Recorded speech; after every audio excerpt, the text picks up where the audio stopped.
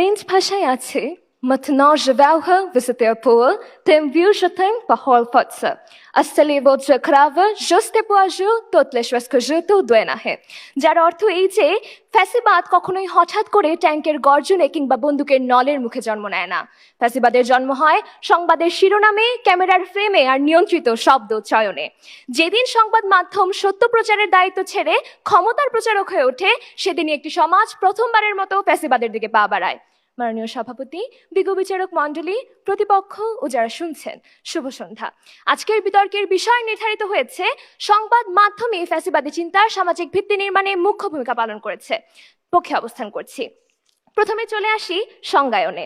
সংবাদ মাধ্যম, আজ আমরা সংবাদ মাধ্যম বলতে বোঝাচ্ছি সেই কাঠামোকে যা রাষ্ট্রের লাইসেন্সধারী এবং যাদের তথ্যের দায়বদ্ধতা আছে, অর্থাৎ সকল টেলিভিশন চ্যানেল, প্রিন্ট মিডিয়া, সংবাদপত্র এবং তাদের ভেরিফাইড ডিজিটাল পোর্টাল। লক্ষ্য করুন, আজ ফেসবুক পেজে যে কোনো খবরের ভিডিও দেখলেই তা সংবাদ মাধ্যম হয়ে যাচ্ছে না। যদি সেটি সময় টিভি, বিটিভি বা অন্য কোনো নিবন্ধিত প্রতিষ্ঠানের ভেরিফাইড পেজ হয়, তাহলে আমরা সেটিকে সংবাদ মাধ্যম বলে সংজ্ঞায়িত করছি। কথায় আছে সংবাদ মাধ্যম সমাজের আয়না।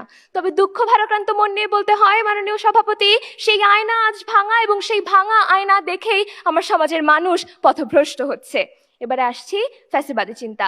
ফ্যাসিবাদী চিন্তা হলো এমন একটি মানসিক ও রাজনৈতিক প্রবণতা যা ভিন্ন মতকে শত্রু হিসেবে গ্রাহ্য করে, কর্তৃত্ববাদকে স্বাভাবিক করে তোলে এবং ভয়ের মাধ্যমে একক চিন্তাধারার আধিপত্য বিস্তার করে, যার জ্বলন্ত উদাহরণ আমরা গত 15 বছর ধরেই দেখে আসছি। এবার আসছি সামাজিক ভিত্তি নির্মাণ। সামাজিক ভিত্তি নির্মাণ বলতে বোঝাচ্ছি সমাজের এমন মানসিক গ্রহণযোগ্যতা, নৈতিক বৈধতা ও সমর্থন সৃষ্টি করা যার উপর কোনো মতাদর্শ দীর্ঘ মেয়াদে টিকে থাকতে পারে। প্রধান ভূমিকা বলতে বোঝাচ্ছি সেই নির্ধারক ও কার্যকর ভূমিকা যা অন্যান্য সহায়ক উপাদানের তুলনায় অধিক প্রভাব বিস্তার করে এবং সামগ্রিক প্রক্রিয়াকে দিক নির্দেশনা দেয়। লক্ষ্য করুন, আজকের বিষয়ের যে সংবাদ মাধ্যম রয়েছে সেটির সাথে এই প্রত্যয় যুক্ত করার মাধ্যমে বোঝানো হচ্ছে ফ্যাসিবাদী চিন্তার ভূমিকা অন্যান্য সহায়ক উপাদানের তুলনায় এখানে মুখ্য। বিজ্ঞ প্রতিপক্ষ, আজ আমরা কখনোই বলছি না যে কেবলমাত্র সংবাদ মাধ্যমের ভূমিকাই এখানে একমাত্র ভূমিকা হিসেবে কাজ করছে। আমরা বলছি অন্যান্য সহায়ক উপাদান যেগুলো আছে সেগুলোর মধ্যে থেকে অন্যগুলো গৌণ এবং সংবাদ মাধ্যমের ভূমিকাই এখানে মুখ্য। আমি ও আমার দল তথ্য ও তথ্য প্রদানের মাধ্যমে আজ এটাই প্রমাণ করে যাব। মাননীয় সভাপতি, সেই মুখ্য ভূমিকা পালন করতে আজ সংবাদ মাধ্যম 4 দিক থেকে কাজ করছে। কি কি? 1. সত্য বিকৃতির মাধ্যমে জনমত নিয়ন্ত্রণ। 2. ভয় ও ঘৃণার রাজনীতি তৈরি। 3. ভিন্নমত দমনে নৈতিক বৈধতা প্রদান। ও 4. জনগণকে নিষ্ক্রিয় দর্শকে পরিণত করা। প্রথম দিকটা আমি বিশ্লেষণ করছি, পরের 3টি দিক বিশ্লেষণ করবেন আমার দলের বাকি 2 বক্তা।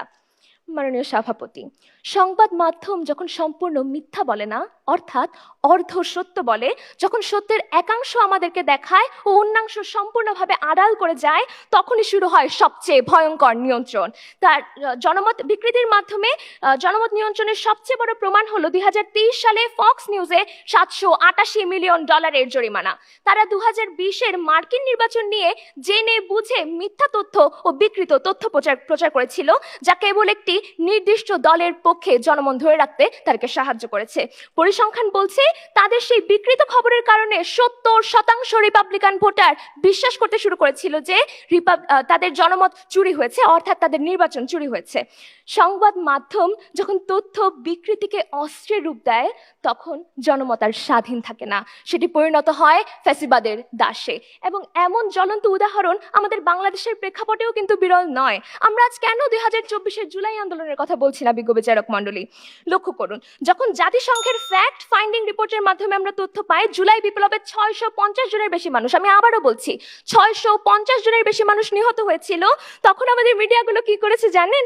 তখন তারা ঘাতকের বন্দুকের নলে পবিত্র শিলমোহর মেরে দাবি করেছিল তারা শান্তি রক্ষা করছে। যে মিডিয়া 650টি লাশকে কেবল দায়িত্ব পালন বলে ট্যাগ দিতে পারে, সেই মিডিয়ায় কি আজ ফ্যাসিবাদের প্রধান খুঁটি নয়? প্রশ্ন করে যাচ্ছি বিজ্ঞ প্রতিপক্ষের কাছে। এই মুহূর্তে একটি ঘটনা মনে পড়ে গেল।